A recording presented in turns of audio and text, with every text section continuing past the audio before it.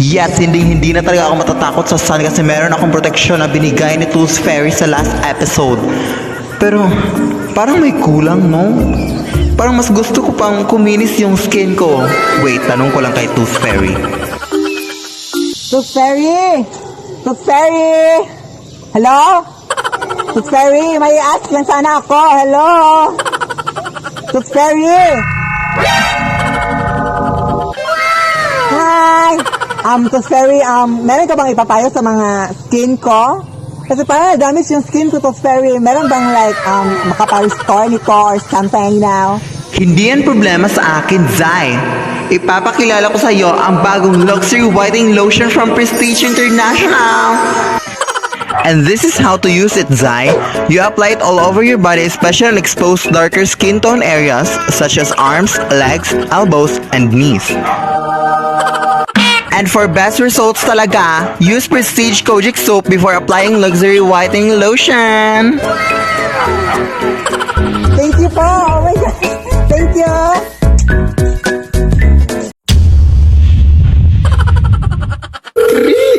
Hello?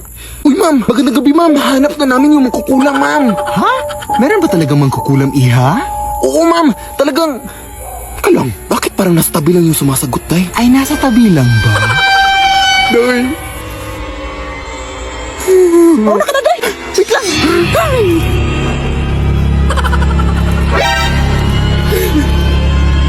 Ang baho. Atayin mo ko, day. Uy! Di ba kaklase natin yan, Day? Oo nga, si Philip. Halika! Day, tulungan mo kami. Uy, ang ginagawa niyo sa ganitong oras, Day? Hindi ba kayo nakauwi galing sa klase kanina? Pasok muna tayo sa bahay niyo, Day.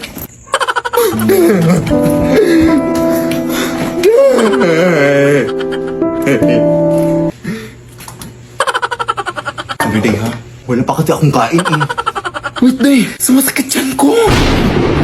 Ano bang nangyari? Nahanap na namin yung magkukulam, Day. Yung nagkulam sa tatlo nating kaklase ba? At tinulam niya din kami. Kaya pala sumasakit yan niya. Aray! Hindi ko na kaya, Day. Aray! Uy, Day! Aray!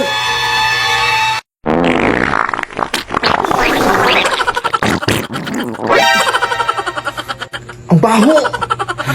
Oo, ayan. Medyo nawala-wala na yung sakit, Day. Kinulam ka yan o natatai? Sensya na, Day, ha? Ako na maglilinis dyan.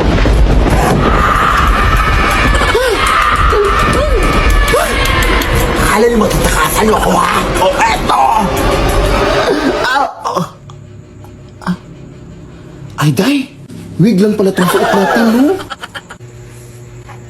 Ay, oo nga, no? Diyan ka nagkakamalite. O, ayan, kainin mo yan. Ayan, kainin mo din yan. Exam pa kami bukas, ha?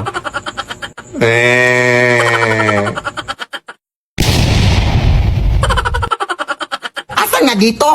Andiyan na sa loob ng balde dyan sa may gilid mo. Ha? Wala naman. Mga tubig lang. Wala ba siya sa loob? Hoy! Hala! Meron na ito! Nakita ko na siya! Nandito lang pala yung panty ko! Itong nakarang araw ko pa ito hinahanap! Di pa naman ito fully paid. Wala ba, Nay? Hoy! Diyos ka! Akala ko ikaw yun na! Wala naman na! Tingin nga!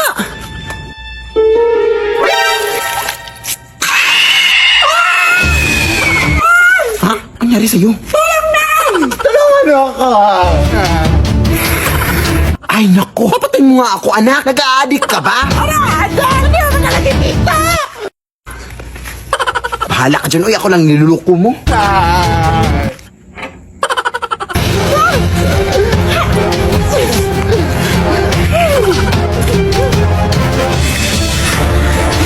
Tulong mo kami, parang!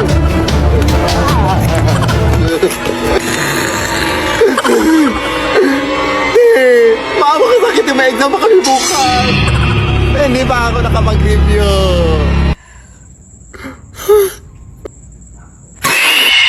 Leave me, Lord. Nay, dito daw matutulog yung mga kaibigan ko mamayang gabi. Sige anak, basta siguraduhin mo lang na hanggang doon lang sila sa labas ng gate, ha? Nay, mag-shopping na ako ng mga damit, ha? Sige anak, basta siguraduhin mo lang na hindi ka gagastos, ha? Nay, kukuha lang ako ng 100 sa bag mo ha. Ah, sige anak, basta sigurin mo lang na ibabalik mo kaagad yung pera sa bag ha.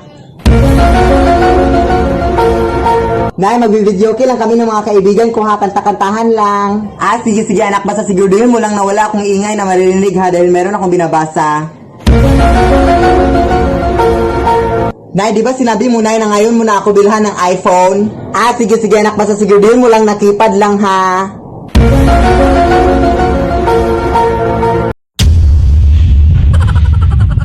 Ang hirap-hirap ng exam natin kanina, day, no?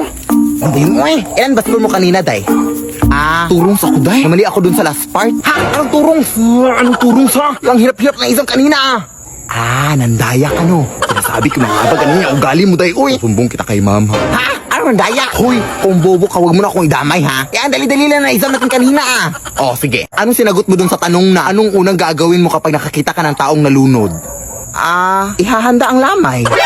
Bobo! Kaya pala bagsak ka eh! Siyempre, tutulungan mo! Ewan ko sa'yo dito, ang dali-dali lang ng mga tanong. Deserve mong nabagsak ka. Mas bobo ka! Halay ko ba kung patay na o buhay pa yung nalunod? Yung tanong yung bobo. Oo nga, no? Tara na nga! Nakatakot pa dito. Sabi kasi nila dito doon nakatira yung magkukulam na ng kulam sa tatlo nating mga kaklase day. Eh, tara na!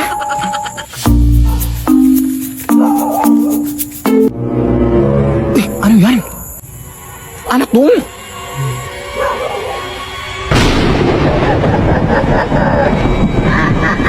Ano pa siya sa tunong mga kaklase natin nakulam, day, ah? Diyos ko, baka dito sila nakulam, day. Aray, ano ba yan? Anong ginagawa niyo dito, mga iha? Sige lang, tumakbo lang kayo. May nakuha na ako galing sa'yo. Kala ka tayo, pinatulan niya tayo ng buhok, day. Baka tayo na yung susunod, Jacob.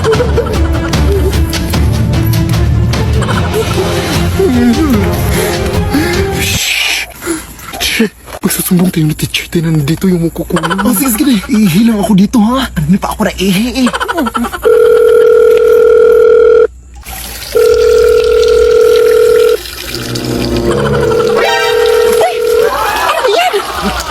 Ay, sorry, day.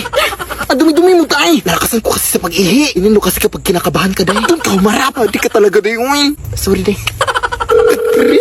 Hello? Uy, ma'am. Magandang gabi, ma'am. So kakagising lang namin guys, no, mula sa Bagyong Odette, no, kagabi dito sa Taiwan City, Bohol. Tapos ito na yung bumungad sa amin, oh. Yan, marami ng mga kahoy yung mga natanggalan ng mga branches, ganun. Ayun, oh, may kahoy ding natumba doon, oh. Grabe talaga yung bagyo kagabi guys, like, super. Grabe talaga yung lakas ng hangin na hindi talaga namin in-expect. Tapos ayan, marami pang yung mga kahoy na mga nagtutumbahan, oh, kagabi. Tingnan nyo guys, marami talaga mga kahoy yung mga nagtutumbahan, oh. Parang naging gubat yung daanan o yung kalsada dito guys. Tingnan nyo. Tapos ito din, oh, may coconut tree din yung na ano dito, na putol. May isang kahoy talaga guys, oh, na na-uproot. Oh, tingnan nyo. Tingnan nyo yung kahoy guys. Diyos ko, pumasok na sa bahay dun, oh, sa may gate. Tingnan din sa bahay na ko, Lord.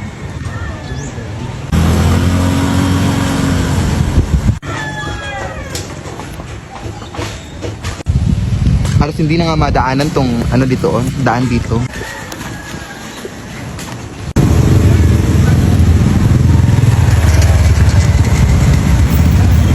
At dito din sa aming plaza, oh, kung makikita nyo yung mga kahoy na natutumbahan dito, oh. Tapos kahoy yung mga kalapati dito kasi ito yung nagsisilbing tahanan nila. Itong mga kahoy, itong mga malalaking kahoy na ito. Tapos natumba lang ng ganun. Nakapurot.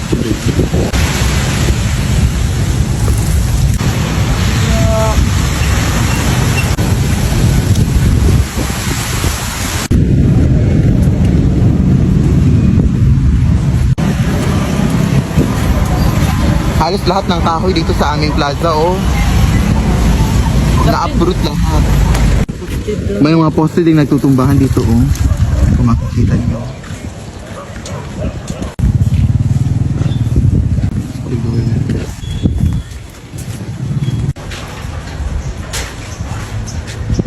Pero kahit ganun, papasalamat pa din ako sa Diyos kasi hindi masyadong ganoon na sira o na naapektuhan ng bagyo yung bahay namin. Pero wala lang talaga to sa mga bahay talaga na lubos na nabahaan at naapektuhan ng mga malalakas na hangin dulot ng bagyong Odette, guys. At ang pinaka-importante is safe kaming lahat, no, sa aming pamilya.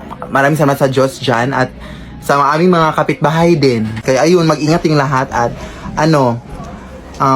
laban lang sa life. And I know na God is good all the time and nalaban lang talaga kasi hindi naman tayo pababayaan ng Diyos. So yun lang.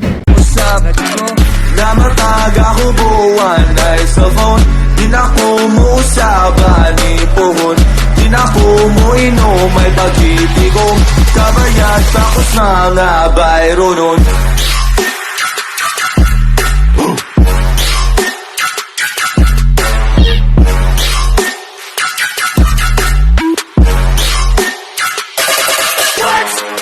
Nahubog na suka, sige panta. Way pakipaliti, maglinaw ta. Nahubog na suka, sige panta. Way pakipaliti, maglinaw ta.